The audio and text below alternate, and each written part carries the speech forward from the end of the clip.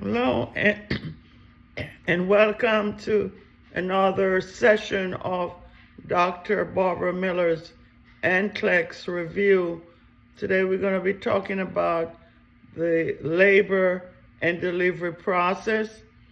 Okay, so let's start with the true labor versus false labor.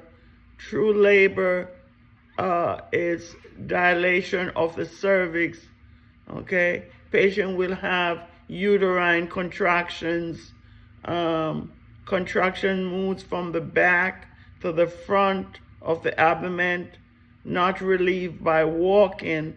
And in contrast, forced labor, contraction decreased with activity, intermittent, felt typically in the abdomen and are irregular. The cervix must efface or effacement of the cervix, thus progressive thinning and shortening of the cervix.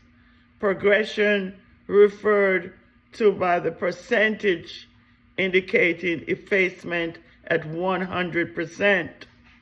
Dilation, opening of the cervix or cervical os during labor, it could start from 1 to 10 centimeters.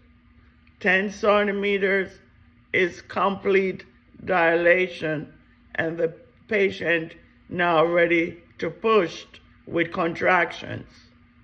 So cervical ripening, yes, cervical ripening, it can lower the dosage or eliminate oxytocin.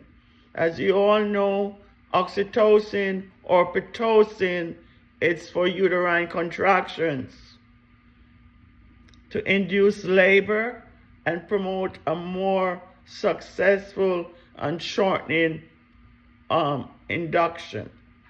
It utilizes low oxytocin infusion for cervical priming.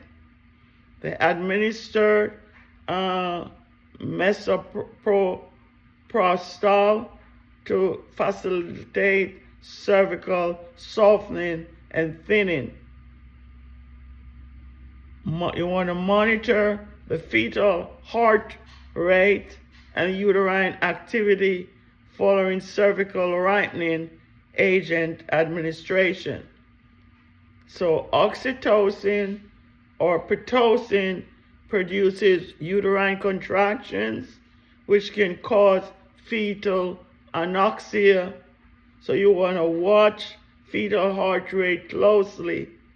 Discontinue if the fetus start demonstrating tachycardia, a rise is or above 160 beats per minute and stays there over 10 minutes. So induction of labor, initiate uterine contraction. For example, the woman is 41, 42 weeks gestation and there's no signs of labor. As you know, at 42 weeks gestation, the placenta start breaking down.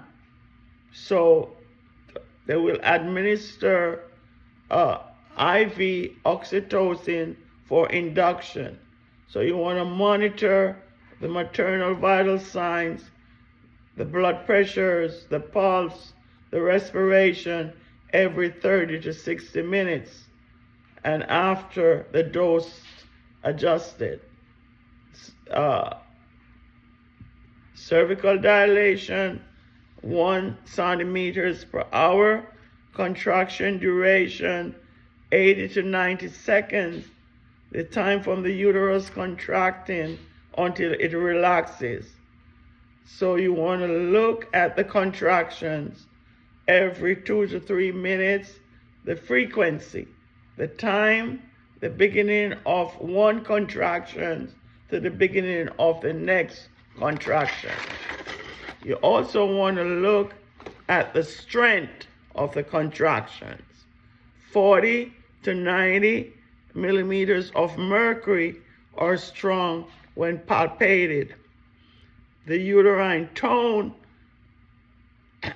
at rest is 10 to 15 millimeters of mercury, okay? And the reassuring fetal heart rate is between 110 to 160.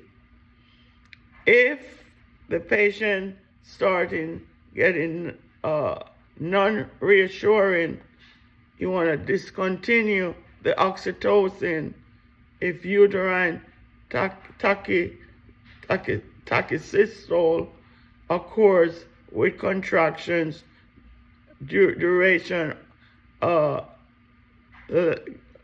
less than 60 to 80 seconds. So relaxation period is the end of one contraction to the beginning of the next. So normal labor will consist of regular contractions, cervical dilation, effacement, descent, and then the delivery of the fetus divided into 4 stages. So the first stage, the second stage, the third stage, and the fourth stage. So the first stage of labor from the onset of regular uterine contraction to full effacement and dilation. This is longer than the second and the third stage combined. Okay? The second stage is the expulsion of the baby. The third stage is the expulsion of the placenta. Okay? And the nursing consideration, you want to do the Apgar scoring. The Apgar scoring is done at 1 minute after delivery and 5 minutes after delivery. It determines how the newborn is adjusting to extrauterine life. And then the fourth stage of labor is beginning of the placenta and includes at least the first 2 hours after birth. You want to monitor the vital signs. You want to check the fundus. The fundus is the top part of the uterus.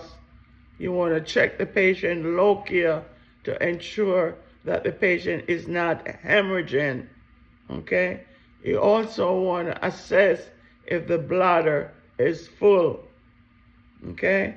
To prevent bladder distension, you want to encourage patient to void. Never place a pregnant woman on her back because of the supine hypotension and vena cava syndrome. Thanks for watching. Hope this short video will be of benefit in your preparation for your NCLEX examination and also your exit. Thank you.